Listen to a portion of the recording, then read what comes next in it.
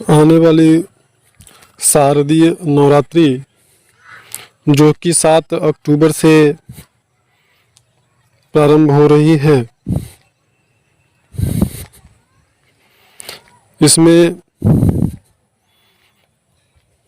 वैसे तो साधकों को सलाह दिया जाता है कि आप नवरात्रि में ही अपनी साधना को प्रारंभ करें, क्योंकि नवरात्रि में जो अनुभव होते हैं, जो अनुभूति होती है या साधना में जो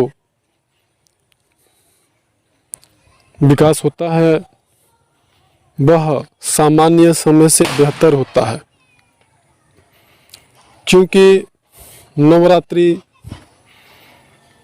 आदि शक्ति की शक्तियों से बहुत ही पावरफुल समय माना जाता है और यह पूरा 9 दिन आदि शक्तियों का होता है। इसमें कई प्रकार के विशेष लाभ साधकों को प्राप्त होते हैं, जिसमें सामान्य दिनों में साधक साधना करते हैं तो जिन साधकों की यह शिकायत रहती है या आपने भी सुना होगा कि अप्सरा साधना कर रहे थे तो पता नहीं कौन सी शक्ति हमको सिद्ध हो गई, या हमें कोई बुरी शक्ति साधना के दौरान परेशान करती है, या हमें उटपटांग अनाप शनाप अनुभव आते हैं। हमारे पास भी ऐसे साधकों के कॉल्स आते रहते हैं कि हमारे साथ बहुत ही बुरे और विचित्र अनुभव होते हैं। तो क्या ये अप्सरा के अनुभव हैं या अप्सरा के द्वारा किया जा रहा है, यक्षिणी के द्वारा किया जा रहा है, किन्नरी के द्वारा किया जा रहा है, आखिर कौन सी शक्ति है? ऐसा सिर्फ अप्सरा की साधना में नहीं है, बल्कि किन्नरी, यक्षिणी या परी या अन्य जो भी आप देवी शक्तियों से संबंधित साधनाएं करते हैं, उन सभी में इस प्रकार की शिकायतें देखी जाती हैं।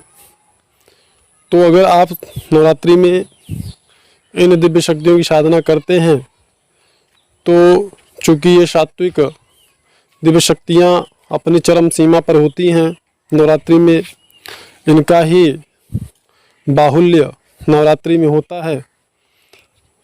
सर्वत्र तामसिक जो शक्तियाँ होती हैं वह इन नवरात्रि के 9 दिनों में दूरी बना के रखती हैं हमारे भूमंडल से, जिसके परिणाम स्वरूप यदि हम नवरात्रि में इन सात्विक शक्तियों की साधना करते हैं, राजसिक शक्तियों की साधना करते हैं, तो हमें इन समस्याओं का सामना नहीं करना पड़ता है। तो इस कारण भी नवरात्रि में साधना करना अच्छा होता है। साथ ही साथ अगर आप नवरात्रि में साधना करते हैं तो उस स्थिति में आप ये समझ लें पूर्ण रूप से कि नवरात्रि में जो आपको अनुभव होते हैं या जो अनुभूति होती है वह सामान्य दिनों से बेहतर होता है, जिसके परिणाम स्वरूप आपको नवरात्रि में साधना करने के बेहतर परिणाम प्राप्त होते हैं। हम ये नहीं कहते हैं कि नवरात्रि में आप एक ही 21 दिनों के अनुष्ठान में सिद्धि प्राप्त कर लोगे, लेकिन हाँ इतना बता दें कि आपको शक्ति की एक झलक जरूर दिख जाती है, वह किसी भी शक्ति की आप साधना कर रहे हो। यह माता आदि शक्ति का ही आशीर्वाद होता है। तो अब आप ऐसे समझ लें कि अगर कोई तैराक है, पानी में तैर रहा है और पानी की धार पूर्व दिशा में जा रही है और वह तैराक पश्चिम दिशा की ओर बढ़ने का प्रयास करता है, तो उसकी जो गति होगी वह बहुत ही मंद गति होगी।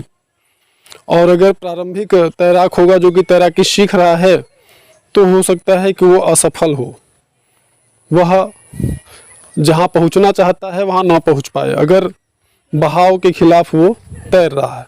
लेकिन अगर वही बहाव पानी का पूर्व दिशा की तरफ है और तैराक भी पूर्व दिशा की तरफ ही जाने का प्रयास कर रहा है, तो उसकी जो गति होगी बहुत ही ज़्यादा, सामान्य से बहुत ज़्यादा तीव्र होगी और बड़ी जल्दी अपने गंतव्य स्थान पर पहुंच जाएगा।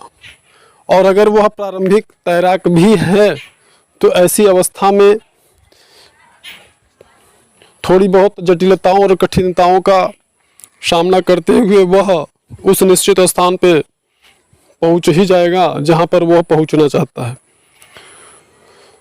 तो इसलिए जो हमने आपको उदाहरण दिया है, यह नवरात्रि से संबंधित उदाहरण दिया है कि सामान्य समय में जब आप साधना करते हैं तो उसमें, और नवरात्रि के समय में जब साधना करते हैं तो यह एक आदि शक्तियों का एक बहाव होता है जो साधकों को हर अवस्था में सफलता की ओर बढ़ाने का प्रयास करता है। नवरात्रि में आप निश्चित जरूरी भी नहीं है कि आपकी अप्सरा की साधना करो या किन्नरी की करो या अक्षणी की करो या परी की करो। आप किसी भी शक्ति की साधना उपासना नवरात्रि में कर सकते हैं। उसके लिए कोई बाध्यता नहीं, कोई अनिवार्यता नहीं है कि आप कौन सी दिव्य शक्ति की साधना करेंगे।